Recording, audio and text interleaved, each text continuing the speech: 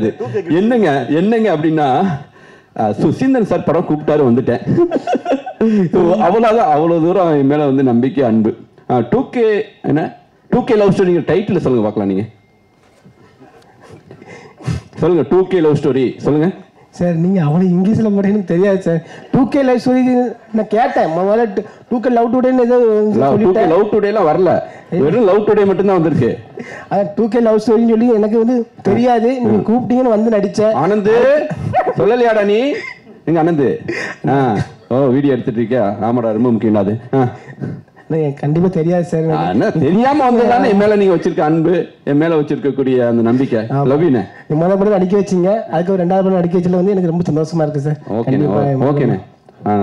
உங்களுக்கு ரேக்கிங் பண்ண அந்த பெயிண்ட்டை கொடுங்க. ஆனா எல்லாம் இப்ப நீங்க 3 பேர் சேர்ந்து எவ்வளவு தூரம் ஆடியன்ஸ் ரசிக்க வைக்க போறீங்கன்னு எனக்கு தான் தெரியும்.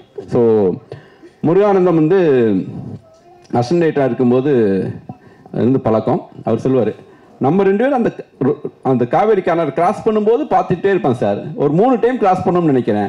4வது டைம் பார்த்தா நீங்க எங்கேயோ போயிட்டீங்க. அதுக்கப்புறம் நம்ம ஒரு வீட்டு பக்கத்துலேயே டிஸ்கஷன் போட்டிருந்தோம். அப்போ வந்து முன்னாடி கேட்டேன், என்னங்க உங்கள் வீட்டிலேருந்து ஏதாவது குழம்பு கிளம்பு கொண்டு வாங்கன்னு.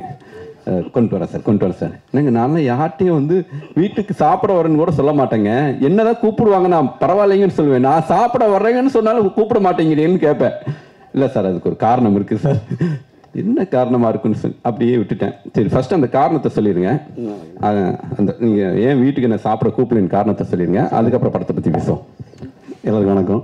எதுக்கு சாப்பிட கூப்பிடலைன்னா, நான் இப்போ அசிஸ்டன்ட் இருக்கும்போது நானும் சுசீந்திரன் சார்லாம் ஒன்றா தான் ஒர்க் பண்ணோம் அப்படின்னு சொல்லிட்டு வீட்டில் சொல்லிட்டேன். அடுத்து ஒரு வெண்ணிலா கபடி பண்ணார் ஹிட்டு, நான்மகளில் பண்ணார் ஹிட்டு. நான் அப்படியே இருந்துகிட்டே இருக்கேன், அசிஸ்டன்டாக இருக்கேன். ஒரு படம் ரிலீஸ் ஆகும்போது வீட்டில் பிரச்சனை நடக்கும். வீட்டில் படம் ரிலீஸ் ஆனாலே பிரச்சனை நடக்குது. இவர் வந்தாருன்னா எவ்வளோ பிரச்சனை நடக்கும். அடுத்து பாண்டி நாடு ஹிட்டு. ஒரு படமும் சுசீந்திரன் பேப்பரில் வந்தாலும் எனக்கு பேரை பார்த்து திரும்பி என்னை பாப்பா. நான் அப்படியே டக்குன்னு பார்க்குற மாதிரி வந்துடுவேன். இவர் வேறு ஓயாமல் படம் பண்ணுறாரு. 2 வருஷம் 3 வருஷம் ஒரு படம் பண்ணாலும் பரவாயில்ல, சரசரசார்னு படம் பண்ணுறாரு சாருங்கிறது வீட்டில் பெரிய பிரச்சனையை ஏற்படுத்தினார் இவர். அதனால நான் கூப்பிட மாட்டேன்னு சொல்லியிருந்தேன். இல்லை, இது வந்து காமெடியாக சொல்கிறேன். மற்றபடி ஒரு தடவை இருந்ததை கேட்டாங்க, காமெடியாக சொல்கிறேன்.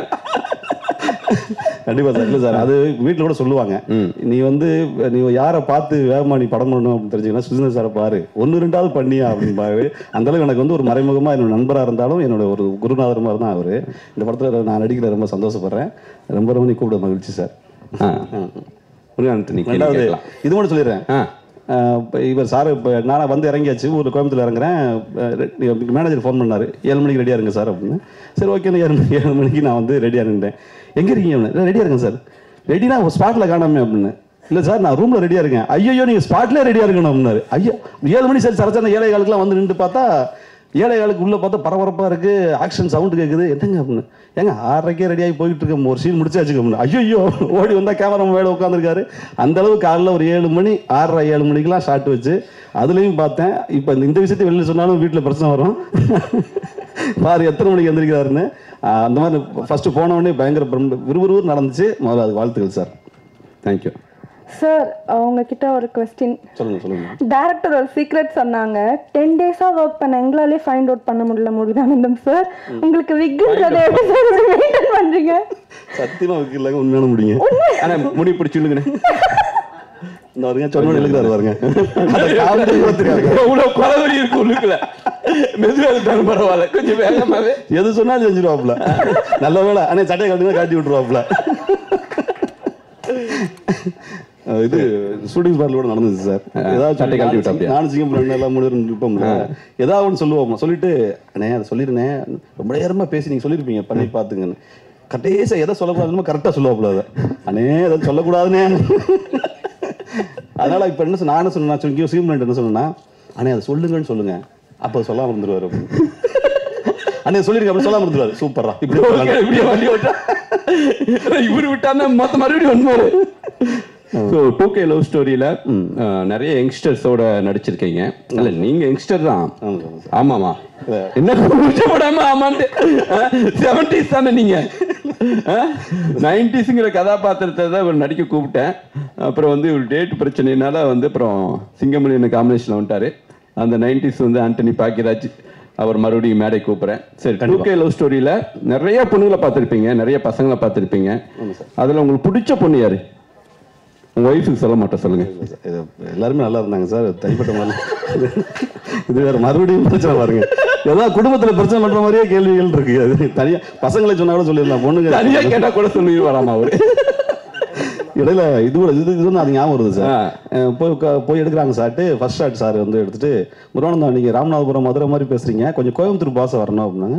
சார் கோயம்புத்தூர் பாசை எனக்கு தெரியாது சார், கொஞ்சம் என்ன சார் பண்ணலாம் அப்படின்னா, சிங்கம்புரம் நான் எல்லாம் பேசிட்டோம். வினோதினி மேடம் சொல்கிறாங்க, வாங்க போங்க நீங்கள் பேசுங்க, அது கோயம்புத்தூர் பாசை மாறிடும். என்னங்க ஏங்க புரியுங்க அப்படின்னு பேசுங்கன்னா சொல்லி முடிச்சு அவங்க சொன்னாங்க, ரொம்ப பேசாதீங்க, குறவன் பேசுகிற மாதிரி உசிமணி பாசிங்க அந்த மாதிரி போயிடாதீங்க, லைட்டா ஏனுங்க அந்த லெவலில் இருங்க அப்படின்னாங்க. என்ன மேடம் திடீர்னு குழப்பத்தை ஏற்படுத்தி டேரக்டர் சொல்லாதீங்க மேடம், நாங்களாம் மறைச்சு அது வந்து குறவு பாசையா இல்லை கோயம்புத்தூர் பாசைங்கிற மாதிரி மிக்சரில் ஒன்று பேசி அதுக்கப்புறம் டப்பிங்கில் தான் கரெக்ட் பண்ணிருக்கோம் சார். ஆமாம், ஆக்சுவலி வந்து இவங்க 3 பேரும் காம்பினேஷன் சிங்கமொழியானே இருக்காது. இவங்க 2 பேரும் கோயம்புத்தூர் பாசையே பேசி நடிச்சதில்லை.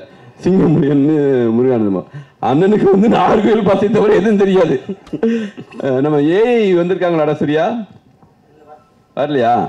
அண்ணன் எல்லாம் வந்து இந்தியன் 2 படத்துக்கு பயன்படுத்தின ஏஐ டெக்னாலஜி பயன்படுத்தி தான் கோயம்புத்தூர் ஸ்லாங்கே பேச வச்சிருக்கோம். அது கடைசி வரைக்கும் அது அண்ணன்ட்ட வராதுங்கிற எனக்கு நம்பிக்கை இருந்தாலும் வந்து அந்த ஸ்லாங் வந்து படத்துடைய அந்த அத்தன்டிக்காக அவ்வளோ டெக்னாலஜிலாம் பயன்படுத்தியிருக்கோம். பட் கோயம்புத்தூர் ஸ்லாங் வந்துருச்சு. ஏன்னா 2-3 பொண்ணுகிட்ட பேசிட்டே இருந்தீங்களா, அப்படியே வந்துருச்சு. யாருக்காவது தேங்க்ஸ் சொல்ல விரும்புறீங்களா? இல்லை சார், உங்களுக்கு தான் சார் தேங்க்ஸ் சொல்லணும். Thank you sir. பேமெண்ட் வந்துருச்சுல? வந்துருச்சு. மற்றபடி ப்ரொடியூசர்ஸ், கேமராமேன், எல்லா ஆர்டிஸ்ட்டு, டெக்னீஷியன் எல்லாருமே சூப்பராக இருந்தாங்க சார். அவங்க எல்லாம் சேர்ந்து ஒர்க் பண்ணுறது ரொம்ப சந்தோஷம். ஹீரோ வந்து உண்மையிலேயே அப்படியே ஒரு பக்கத்து பையன் மாதிரி பேசிக்கிட்டு ஜாலியாக அந்த ஒரு நட்பு இருந்துச்சு. நான் தேங்க்யூ, நல்லா வருவீங்க நண்பா, பெரிய ஹீரோ வருவீங்க, மனதார வாழ்த்துக்கள் நண்பா. அண்ணன் வந்திருக்காங்க, ராமராஜ் அண்ணன் வந்திருக்காங்க, ஆசீர்வாதம் பண்ணுங்க சார் அவருக்கு. கண்டிப்பாக ப்ரொடியூசர் நல்லபடியாக அந்த படம் இந்த ஒரு வார்த்தை சொன்னாங்க சார், இந்த படம் ஹிட் அப்படின்னாங்க. என்னதான் இருந்தாலும் எக்கனாமிக்கலாக படம் ஹிட் போனாதான் அதுன்னு. நீங்கள் நல்ல நிறைய படம் பண்ணுவீங்க பிரதர். ஏன்னா ஒரு டைரக்டர் கம் ஆர்டிஸ்ட்டு இந்த படத்துடைய விஷுவல்ஸ் பார்த்தீங்களா? ஆமாம் சார். அதை பற்றி சொல்லாமே. சூப்பராக இருந்துச்சு சார். கேமராமேன் அதான் 7 காலுக்கு நீங்கள் ஷாட் வச்சா அவர் 6 காலுக்கே வண்டியில் ஏறி உட்காந்துருப்பாப்புல கிரேனில். அந்த அளவான உழைப்பு. ரெண்டாவது ஒரு ஃப்ரேமும் நான் டப்பிங் போயிருக்கும்போது பார்த்துட்டு சார் எல்லாம் டிஏலாம் முடிச்சுட்டு டப்பிங் கொண்டு வந்தீங்களா சார்னு கேட்டேன். இல்லை இனிமேல் தான் டிஏலாம் பண்ண போகிறோம், அது சும்மா ரா ஃபுட்டேஜ் அப்படிங்கிற மாதிரி சொன்னாங்க. அவ்வளவு டீட்டெயிலாக இருந்துச்சு சார். சரி, பெரிய கேமராமேன் வருவீங்க சார், சூப்பராக இருந்துச்சு. இம்மான் அப்பா வந்திருக்காரு. அதே மாதிரி சாங்கில் வந்து இம்மான் அப்பா வந்திருக்காரு. அண்ணன் எனக்கு தெரியும் அவரை. இல்லை அதான் பாடம் இம்மான் சார் பற்றி சொல்லணும்ல சார். சார் தெரியணும்னா செம்ம பாடு சார். அதில் அந்த குறிப்பிட்ட அந்த லிரிக் வந்து விட்டு கொடுன்னு ஒரு வரி வந்துச்சு. அந்த வார்த்தை ரொம்ப விட்டு கொடுப்போர் கெட்டு போவதுங்கிற மாதிரி வார்த்தை ரொம்ப பிடிச்ச வார்த்தை எனக்கு. அதுவும் அந்த பாட்டில் வர்றது வந்து சூப்பராக இருந்துச்சு. அவர் பேர் என்ன தெரியுமா? தெரியும் அவர். சொல்லுங்க. 96 லிரிக் ரைட்டு தான் சொல்லுங்க. அந்த விட்டு கொடுத்தாது அதெல்லாம் ஓகே, அவர் பேரை சொல்லுங்க. நண்பா சாரி சொல்லுங்க. கார்த்திக் தெரியும். 96 பாட்டுங்கிறது எவ்வளவு பயங்கரமா ஞாபகம் வச்சிருக்கேன். உங்களை விட அந்த வரிகள் எனக்கு ஞாபகம் இருக்கு. உங்களுக்கு முகவரி அந்த பாடல் தான். என்ன சொல்றீங்க? படம் ஞாபகம் இருக்கு, உங்களுக்கு தெரியாதுன்னு சொன்னா எப்படி இருக்கும் டயட்டா உங்களுக்கு? நீங்க லிரிக் ரைட்டர் பேரை நான் வச்சா தானே நாளைக்கு டயட்டா இருக்கும்போது அந்த அந்த லிரிக் ரைட் 96 வேற யாராவது அந்த உமா பாரதி கூப்பிட்டு ஐயோ இவங்கள்ட்ட கூப்பிட்டோமே, சரி வேற வழி இல்லாம அவங்களுக்கு கார்த்திகனை தான். ஓகே, அடுத்த படத்துக்கு டைரக்ட் பண்ணும்போது கூப்பிடணும் கண்டிப்பா. ஓகே, இப்போ டப்பிங் இருக்கு, அப்படி நீங்க கிளம்புறீங்களா? வீட்டுக்கெல்லாம் போகக்கூடாது. இல்லை அப்படியே வந்துடுறேன். அப்படியே வர வேணாம், அப்படியே நீங்க போகலாம். சரி சார். யார் கூட வர போறீங்க? டேய் வண்டியில் ஏற்றி அனுப்புங்கடா. ஓகே, நன்றி, தேங்க்யூ சார்.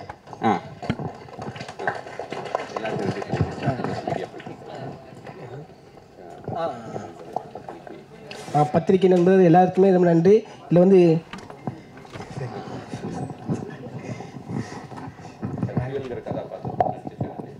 நான் சத்தியவேங்கிற கதாபாத்திரம் நடிச்சிருக்கேன். ரொம்ப சந்தோஷமாக இருக்குது எனக்கு. ஏன்னா நான் வந்து படத்தில் வந்து நடிக்க வந்தது நான் ஒரு பெரிய விஷயமா நினைக்கிறேன்னா, ஏன்னா நான் சார் ராமராஜ் சார் படம் ரொம்ப அதிகமாக பார்த்துருக்கேன்னா, எனக்கு நான் ஒரு நிகழ்ச்சியில் கூட நம்ம சாருடைய ஹீரோவை பண்ணுற ஐடியா இருக்கானே?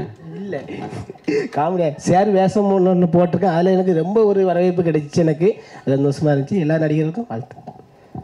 நன்றி. டிபி முத்தண்ணனுக்கு வளர்த்த கரவசை. லவ் யூண்ணே.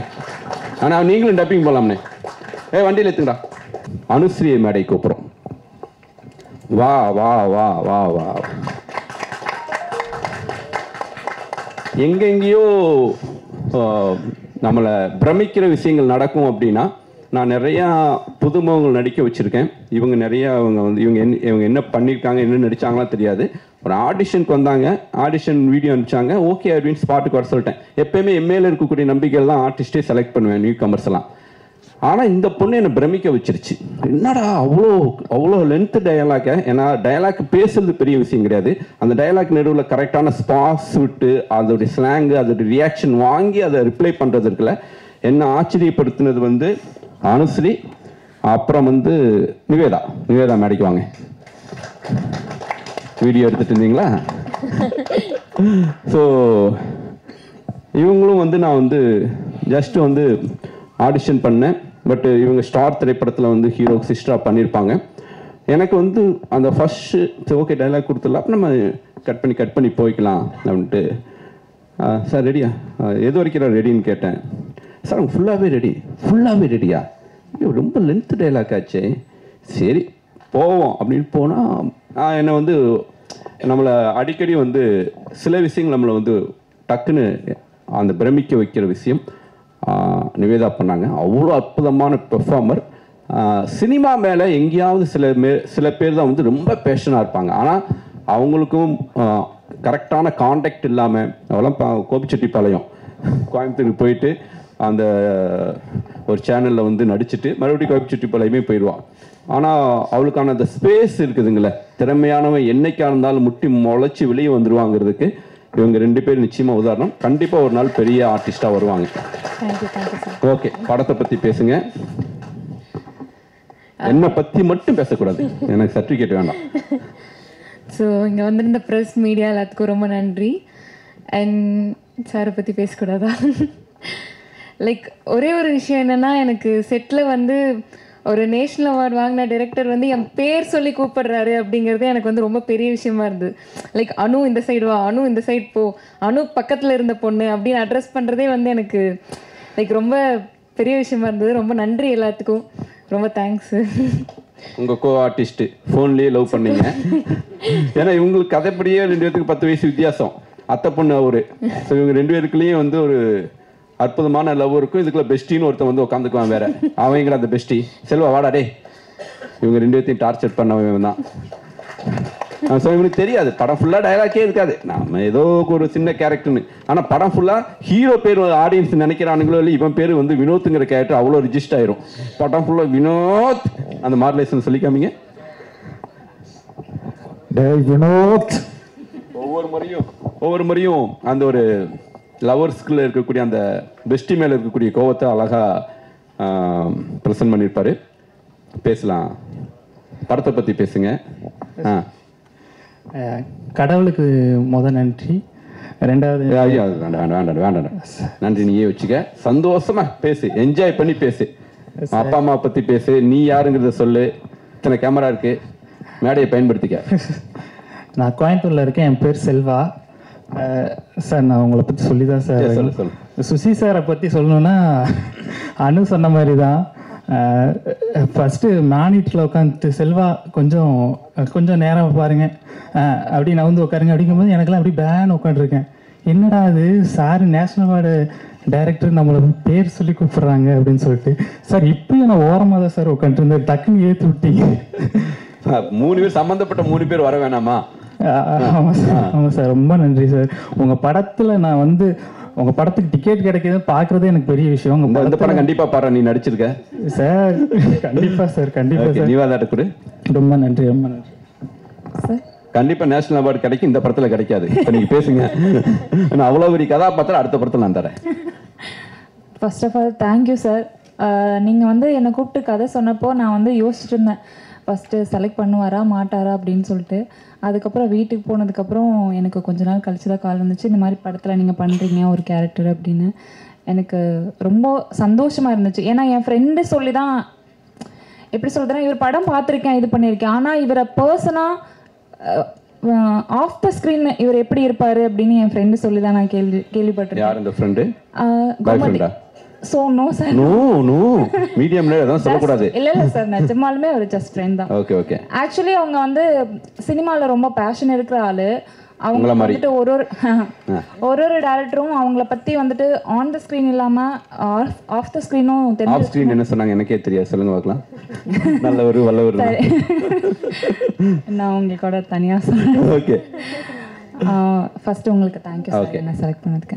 செகண்ட் வந்துட்டு என்னோட கோ ஆர்டிஸ்ட் நிறைய பேர், ஜேபி சார் ஆகட்டும், வினோதினி மேம் ஆகட்டும், ஜெகவீர் ஆகட்டும், மீனாட்சி கோவிந்தராஜன் ஆகட்டும், அவங்க கூட பண்ணுறப்ப அவங்க பெரிய ஆர்டிஸ்ட், அவங்க வந்து ஒரு இடத்துல இருக்காங்க, பொசிஷனில் இருக்காங்க. ஆனால் ஜெயவீர் மீனாட்சியில் பெரிய ஆர்டிஸ்ட் உனக்கு சார் அப்படி பார்த்தா அவங்க இதாக பார்த்தா படத்தில் சொல்கிறேன் சார், பெரிய கேரக்டர். அப்படி பார்க்குறப்ப அவங்க வந்து ரொம்ப கம்ஃபர்டபுளாக வச்சுருந்தாங்க என்ன. நான் வந்து இப்படி ஒருத்தங்க கூட பண்ணுறேன் அப்படிங்கிற மாதிரி இல்லாமல் ரொம்ப கேஷுவலாக கம்ஃபர்டபுளாக அந்த கெமிஸ்ட்ரி ஒர்க் ஆகுற மாதிரி இருந்துச்சு. லாஸ்ட்டு சீனு வந்துட்டு வினோதினி மேம் கூட தான். கடைசி சீனில் வந்துட்டு அவங்க வந்து அந்த எக்ஸ்பிரஷன்ஸ் எல்லாம் கொடுக்குறப்போ நான் என்ன அறியாமல் நான் உள்ளே போயிட்டேன். நான் வந்து அது போனதுக்கப்புறம் நான் வீட்டில் சொல்லிட்டு இருந்தேன், தேங்க்யூ மேம். எல்லாத்துக்குமே கேமராமேன் சார் ஆகட்டும், இவங்களுக்காகட்டும், என் கூட நடித்தவங்களுக்காகட்டும், எல்லாத்துக்குமே ரொம்ப ரொம்ப தேங்க்யூ சார். எனக்கு கம்ஃபர்டபுளாக வச்சதுக்கு. முக்கியமாக சார் சொல்ல மறந்துட்டேன், ப்ரொடியூசர் சார் விக்னேஷ் சுப்ரமணியம் அவருக்கும் தேங்க்யூ, பெரிய thank you. Thank you so much. Thank you, brother. Love you, brother. Love you. Love you all. Love you. Bye.